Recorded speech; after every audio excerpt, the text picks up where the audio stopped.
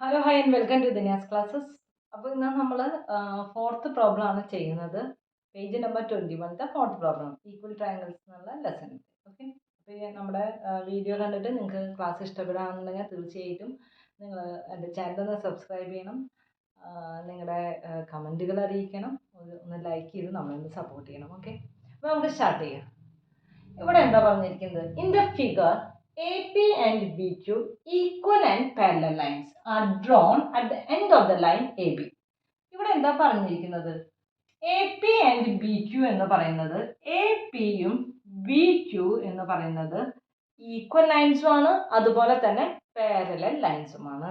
Parallel lines എന്ന് പറഞ്ഞാൽ അപ്പം തന്നെ ഞാൻ എപ്പോഴും പറയുന്ന കാര്യമാണ്, അതിൻ്റെ alternate interior angles equal, corresponding angles equal. ഈ രണ്ട് കാര്യങ്ങളും നമ്മുടെ ഓർമ്മയിൽ വരണം. ഓക്കെ, ഇനി എന്താ പറഞ്ഞിരിക്കുന്നത്? Parallel lines are drawn at the end of the line AB.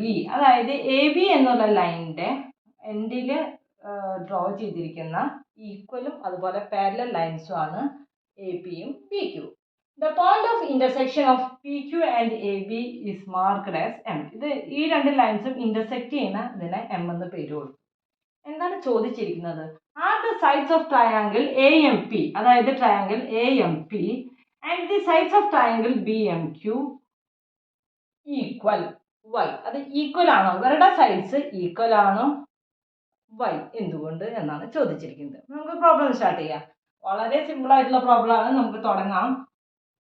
In triangle AMP and triangle BMQ. Okay, ഈ രണ്ട് ട്രയാങ്കിൾ. അപ്പോൾ ഇവിടെ ഓൾറെഡി തന്നിട്ടുണ്ട്. നമുക്ക് എന്താണ്, ഈ രണ്ട് സൈഡ്സ് ഈക്വൽ ആണ് നമുക്ക് തന്നിട്ടുണ്ട്. അപ്പോൾ നമുക്ക് ആദ്യം തന്നെ അതെടുത്ത് എഴുതാം. AP equal to BQ. എന്തുകൊണ്ടാണ്? ഗിവൺ, നമുക്ക് തന്നിട്ടുണ്ട്. ഇനി എന്താണുള്ളത്? പാരലൽ ലൈൻസ് ആണെന്ന് നമ്മുടെ അടുത്ത് പറഞ്ഞിട്ടുണ്ടല്ലോ. അപ്പോൾ എന്താണ് അതിൻ്റെ പ്രത്യേകത? ആൾട്ടർനേറ്റ് ആംഗിൾസ് ഈക്വൽ ആണ്. ആൾട്ടർനേറ്റ് ആംഗിൾ, ഈ രണ്ട് ലൈനും ടച്ച് ചെയ്ത് പോണ ഒരു ലൈൻ, അതായത് ആംഗിൾ Pയും ആംഗിൾ Qയും ഈക്വൽ ആണ്. അതേപോലെ തന്നെ ഈ എൻഡിലും ഉള്ള ലൈൻസ്, അപ്പോൾ ഈ രണ്ട് ആംഗിളും ഈക്വൽ ആണ്. പ്രൂഫ് ആയില്ലേ? നമ്മുടെ എഴുതാം നമുക്ക്. Angle APM equal to angle ഇതും അല്ലെ, BQM എന്താണ്? Alternate angles. അതുപോലെ തന്നെ നമുക്ക് എന്ത് എഴുതാം? ആംഗിൾ, ഇനി ഈ രണ്ട് ആംഗിളിനെ ഇവിടെ രണ്ട് PAM ഈക്വൽ ടു ഈ ആംഗിൾ അല്ലെ, QBM ആംഗിൾ QBM. എന്തുകൊണ്ടാണ്? Alternate angle. ഇനി നമ്മളത് കറക്റ്റ് ആയില്ലേ? നമ്മുടെ റൂൾ അനുസരിച്ച് കിട്ടിയില്ലേ? എങ്ങനെയാണ് rule? If one side and angles at its end are equal to one side and angles at its end of another triangle, then the third angle and other two sides are also equal. അങ്ങനെ അതാണ് നമ്മുടെ general rule. അപ്പോൾ നമുക്ക് ഇവിടെ എന്താ prove ചെയ്യേണ്ടത്? ഈ sides equal ആണോ എന്നാണ് പ്രൂവ് ചെയ്യേണ്ടത്. അപ്പം നമ്മൾക്ക് എന്ത് എഴുതാൻ പറ്റും? therefore AM equal to BM, AM equal to BM and PM equal to MQ.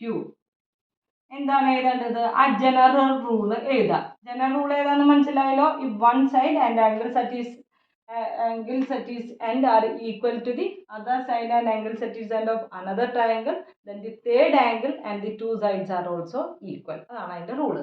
അപ്പോൾ നമുക്ക് എന്തായി? നമ്മൾ പ്രൂവ് ചെയ്തില്ലേ? All sides of the triangle are equal എന്ന് പ്രൂവ് ചെയ്തു. അപ്പോൾ ജനറൽ റൂള് നിങ്ങൾ എഴുതി വെക്കണം. ജനറൽ റൂളിൽ എഴുതിയാൽ പോരാ, ആ റൂള് എന്താണെന്നുള്ളത് ഇവിടെ എഴുതണം കേട്ടോ. സ്പേസ് ഇല്ലാതെ അതുകൊണ്ടാണ് ഞാനത് എഴുതാണ്ടിരിക്കുന്നത്. ഇനി നമ്മുടെ അടുത്ത് ചോദിച്ചിരിക്കുന്നത് എന്താണ്? What is special about position of M on AB? ഈ ABയുമേ എമ്മിൻ്റെ പൊസിഷനിൽ എന്താണ് സ്പെഷ്യാലിറ്റി ഉള്ളതെന്നാണ് ചോദിച്ചിരിക്കുന്നത്. ഓക്കെ, അപ്പോൾ നമ്മളിവിടെ എന്താണ് പ്രൂവ് ചെയ്തിരിക്കുന്നത്? AM ഈക്വൽ ടു BM അല്ലേ? ഈ AM എന്ന് പറയുന്നത് BM ആണെന്ന് നമ്മൾ പ്രൂവ് ചെയ്തിട്ടുണ്ടല്ലോ. Hence M is the mid point of A B. അങ്ങനെ വരുമ്പോൾ എന്താണ് എം എന്ന് പറയുന്നത് mid point of A B ആണ്. ഓക്കെ, ഇത്രയല്ലേ ഉള്ളൂ. ഇനി എന്താണ് third question? Draw a line 5.5 സെന്റിമീറ്ററിൽ ഡ്രോ ചെയ്ത് സെറ്റ് സ്ക്വയർ. അപ്പോൾ നമുക്കത് ചെയ്യാം. ഓക്കെ, അപ്പോൾ ഇതാണ് നമ്മുടെ ഫോർത്ത് പ്രോബ്ലം. ഓക്കെ, നമുക്കപ്പോൾ ഈ പ്രോബ്ലം ചെയ്യല്ലേ. അപ്പോൾ എന്താണ്? Draw a line 5.5 centimetre long. ഒരു ലൈൻ 5.5 സെൻറ്റിമീറ്ററിൽ ഡ്രോ ചെയ്യാനാണ് പറയുന്നത്. Using A set square locate the mid point of the line. ആ ലൈൻ്റെ സെറ്റ് സ്ക്വയർ യൂസ് ചെയ്തിട്ട് ആ ലൈൻ്റെ മിഡ് പോയിന്റ് കണ്ടുപിടിക്കാനാണ് പറയുന്നത്. ഓക്കെ, അപ്പോൾ നമുക്ക് എങ്ങനെയാണ് ആ ലൈൻ 5.5 സെൻറ്റിമീറ്ററിൽ ഒരു ലൈൻ ഡ്രോ ചെയ്യാം. ഓക്കെ, എങ്ങനെയാണ് 5.5 സെൻറ്റിമീറ്ററിൽ ഒരു ലൈൻ നമ്മൾ ഡ്രോ ചെയ്തു. ഓക്കെ, അപ്പോൾ അതിന് ലൈനിന് നമുക്ക് എ ബി എന്ന് കൊടുക്കാം. ഇനി നമ്മുടെ അടുത്ത് സെറ്റ് സ്ക്വയർ യൂസ് ചെയ്തിട്ട്, അതായത് സെറ്റ് സ്ക്വയർ യൂസ് ചെയ്തിട്ട് കണ്ടുപിടിക്കാനാണ്, മിഡ് പോയിന്റ് കണ്ടുപിടിക്കാനാണ് പറയുന്നത്. അപ്പോൾ ഇതെങ്ങനെയാണെന്ന് വെച്ച് കഴിഞ്ഞാൽ നമുക്ക് ഇവിടെ നിന്ന് ഇവിടേക്ക് സെറ്റ് സ്ക്വയർ യൂസ് ചെയ്തിട്ട് ഒരു ലൈൻ ഡ്രോ ചെയ്യാം. അതേ മെഷർമെൻറ്റിൽ തന്നെ ബിയിൽ നിന്ന് താഴേക്കും ഡ്രോ ചെയ്യാം. മെഷർമെൻറ്റ് സെയിം ആയിരിക്കണം. അത് ഇൻ്റർസെക്റ്റ് ചെയ്യുന്ന പോയിന്റ് എന്ന് പറയുന്നത് മിഡ് പോയിന്റ് ആയിരിക്കും. അപ്പോൾ നമ്മൾ ഇവിടെ എയിൽ നിന്ന് ഇപ്പോൾ നമുക്കൊരു 3 സെൻറ്റിമീറ്റർ എടുക്കാമെന്ന് വിചാരിക്കും. ഓക്കെ, എയിൽ നിന്ന് ഒരു 3 സെൻറ്റിമീറ്ററിൽ നമ്മളൊരു ലൈൻ ഡ്രോ ചെയ്തു. ഓക്കെ, അതേ 3 സെൻറ്റിമീറ്ററിൽ തന്നെ ബിയിൽ നിന്ന് നമ്മൾ താഴേക്കും ഒരു ലൈൻ ഡ്രോ ചെയ്യുക. ഓക്കെ, അതേ ഇതിൽ തന്നെ നമ്മൾ ഇവിടെ സെറ്റ് സ്ക്വയർ യൂസ് ചെയ്തിട്ടെന്ന് പറയുമ്പോൾ ഇങ്ങനെ വേണണ്ട, അതേ ലൈനിൽ വെച്ചിട്ട് നമ്മൾ ഒരു 3 സെൻറ്റിമീറ്ററിൽ ഒരു ലൈൻ ഡ്രോ ചെയ്യുക. ഓക്കെ, 3 സെൻറ്റിമീറ്ററിൽ ഒരു ലൈൻ ഡ്രോ ചെയ്യാം. ഇനി ഇവരെ തമ്മിൽ നമുക്കൊന്ന് ജോയിൻ ചെയ്യാം. അപ്പോൾ അതാണ് നമ്മുടെ മിഡ് പോയിന്റ് എന്ന് പറയുന്നത്. കണ്ടോ, ഇതാണ് എ ബി എന്ന ലൈനിൻ്റെ മിഡ് പോയിന്റ് എന്ന് പറയുന്നത്. ഓക്കെ, ഇതിലാകെ കൂടി ശ്രദ്ധിക്കേണ്ട കാര്യം എന്ന് പറഞ്ഞാൽ ഇവിടെ നിന്ന് ഇവിടേക്ക് എടുക്കുന്ന മെഷർമെൻറ്റും ഇവിടെ നിന്ന് ഇവിടേക്ക് എടുക്കുന്ന മെഷർമെൻറ്റും സെയിം ആയിരിക്കണം.